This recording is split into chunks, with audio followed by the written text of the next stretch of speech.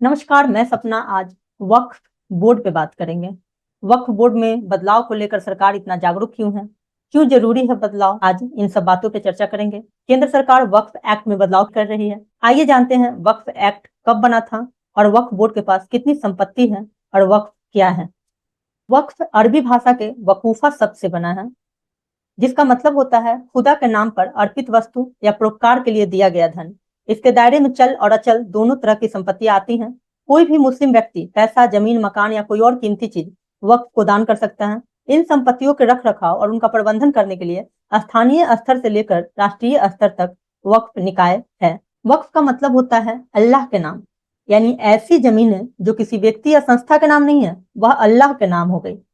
वक्फ board का एक surveyor होता है, वही तय करता है कि कौन सी संपत्ति वक्फ की है, कौन सी नहीं है। इसका निर्धारण के 3 आधार होते हैं। अगर किसी ने अपनी संपत्ति वक्फ के नाम कर दी, अगर कोई मुसलमान या मुस्लिम संस्था जमीन की लंबे समय से इस्तेमाल कर रहा है, या फिर सर्वे में जमीन का वक्फ की संपत्ति होना साबित हो गया, तो वक्फ बोर्ड मुस्लिम समाज की जमीनों पर नियंत्रण रखने के लिए बनाया गया था, जिससे इन जमीनों के बेजहां इस्तेमाल को रोकने और गैर कानूनी तरीकों से बेचने पर रोक लगाया जा सके। इसके लिए वक्फ बोर्ड का निर्माण किया गया था। कौन कर सकता है डोनेशन वक्फ में? कोई भी वयस्क मुस्लिम व्यक्ति अपने नाम की प्रॉपर्टी वक्फ के नाम कर सकता है। वक्फ एक स्वैच्छिक कार्रवाई है, जिसके लिए कोई जबरदस्ती नहीं है। इस्लाम में दान धर्म के लिए एक और टर्म प्रचलित है, जकात।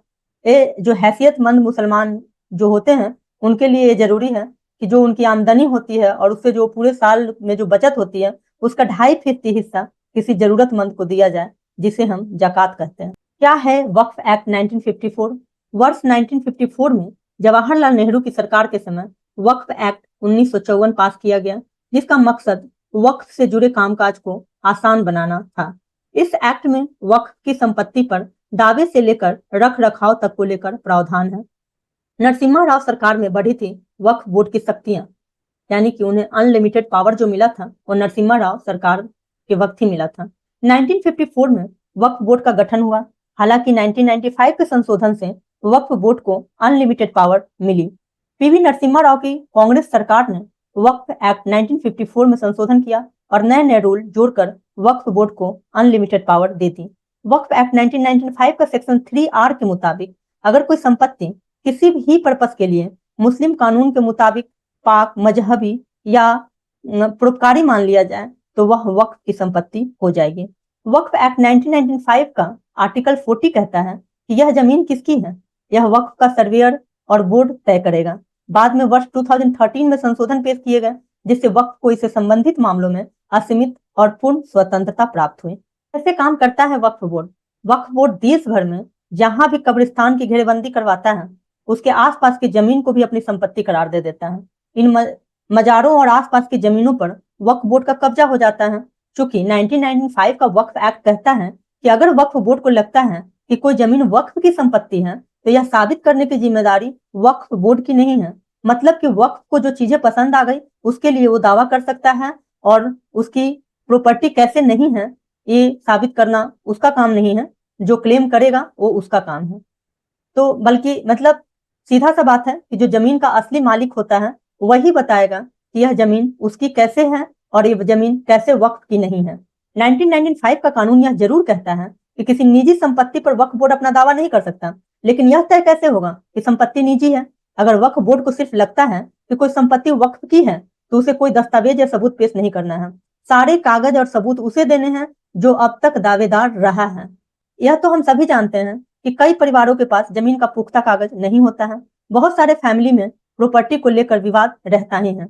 वक्फ बोर्ड इसी का फायदा उठाता है, क्योंकि उसे कब्जा जमाने के लिए कोई कागज नहीं देना है, यानी कि बर्डन ऑफ प्रूफ उस पर्सन के ऊपर है जो प्रॉपर्टी के लिए क्लेम करता है। आइए जानते हैं कौन कौन शामिल रहता है वक्फ बोर्ड में।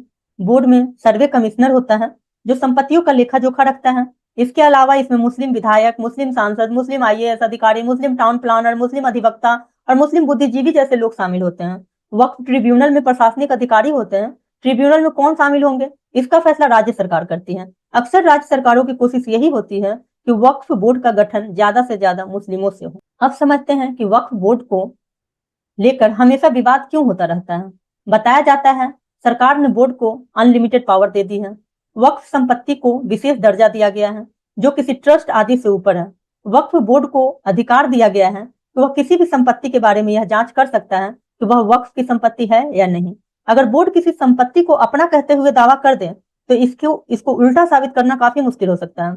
वक्फ एक्ट का सेक्शन 85 कहता है कि इसके फैसले को हाई कोर्ट या सुप्रीम कोर्ट में चुनौती नहीं दी जा सकती है। मतलब कि अपने देश का जो सुप्रीम कोर्ट है वह भी इसमें कुछ नहीं कर सकता है। आप लोगों को यह जानकर बहुत हैरानी होगी कि वक्फ बोर्ड के पास कितनी सारी संपत्तियां हैं। वक्फ बोर्ड जमीन के मामले में रेलवे और सेना के बाद तीसरे स्थान पर है। वक्फ मैनेजमेंट सिस्टम ऑफ इंडिया के आंकड़ों के मुताबिक वक्फ बोर्ड के पास 8 लाख एकड़ से ज्यादा जमीन है। 8 लाख एकड़। वर्ष 2009 में यह जमीन 4 लाख एकड़ हुआ करते थे, जो कुछ वर्षों में बढ़कर दोगुनी हो गई। इन जमीनों में ज्यादातर मस्जिद, मदरसा और कब्रगाह हैं। दिसंबर 2022 तक वक्फ बोर्ड के पास कुल 8,65,644 अचल संपत्तियां थी, इमूवेबल प्रॉपर्टी थी, और मूवेबल प्रॉपर्टी की तो गिनती ही नहीं की जा सकती है।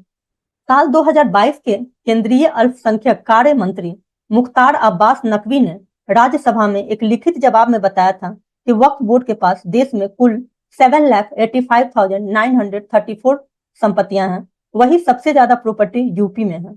यूपी यानी कि उत्तर प्रदेश में सुन्नी बोर्ड के पास कुल 2,17,000 संपत्तियां हैं, जबकि सिया बोर्ड के पास 15,386 संपत्तियां हैं। दूसरे स्थान पर पश्चिम बंगाल बोर्ड ऑफ वक्फ के पास 80,480 वक्फ संपत्ति है। हर साल हजारों व्यक्तियों द्वारा बोर्ड को वक्फ के रूप में संपत्ति दान की जाती है, जिससे इसकी दौलत में इजाफा होता रहता है। अब समझते हैं वक्फ बोर्ड कैसे बनता है, कैसे काम करता है। वक्फ के पास काफी संपत्ति है जिसका रख रखाव ठीक से हो सके और धर्म के काम आए। इसके लिए स्थानीय से लेकर बड़े स्तर पर कई बॉडीज हैं जिन्हें वक्फ बोर्ड कहते हैं। तकरीबन हर स्टेट में सुन्नी और सिया वक्फ है। इनका काम उस संपत्ति की देखभाल और उसकी आय का सही इस्तेमाल है। इस संपत्ति से गरीब और जरूरतमंदों की मदद करना, मस्जिद या अन्य धार्मिक संस्थान को बनाए रखना, शिक्षा की व्यवस्था करना और अन्य धर्म के कार्यों के लिए पैसे देने संबंधी चीजें शामिल है। सेंटर ने वक्फ बोर्डों के साथ तालमेल के लिए सेंटर वक्फ काउंसिल बनाया हुआ है। Waqf assets management system of India के मुताबिक देश में कुल 30 वक्फ बोर्ड्स हैं। इनके हेडक्वार्टर्स ज्यादातर जो देश के कैपिटल है, राजधानी है, उन्हीं में मौजूद है। वैसे तो आपको वक्फ बोर्ड के पावर का अंदाजा लग ही गया होगा, फिर भी एक बार इसके पावर को जानते हैं। अगर आपकी संपत्ति को वक्फ की संपत्ति बता दी गई है तो आप उसके खिलाफ कोर्ट नहीं जा सकते हैं। आपको कोर्ट मीन्स की हाई कोर्ट, सुप्रीम कोर्ट, यहाँ आप नहीं जा सकते हैं। आपको वक्फ बोर्ड से ही गुहार लगानी होगी।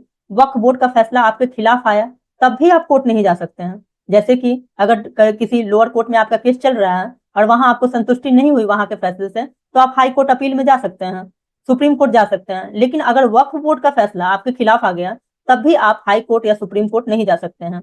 तब आप वक्फ ट्रिब्यूनल में जा सकते हैं। इस ट्रिब्यूनल में प्रशासनिक अधिकारी होते हैं, उसमें गैर मुस्लिम भी हो सकते हैं। वक्फ एक्ट का सेक्शन 85 कहता है कि ट्रिब्यूनल के फैसले को हाई कोर्ट या सुप्रीम कोर्ट में भी चुनौती नहीं दी जा सकती है, जैसा कि मैंने आपको पहले भी बताया है।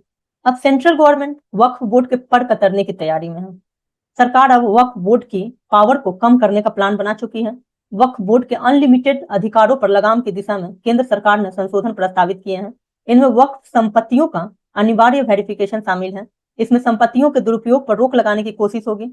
देश भर में 8.7 लाख से अधिक संपत्तियां कुल मिलाकर लगभग 9.4 लाख एकड़ वक्फ बोर्ड के अधिकार क्षेत्र में है।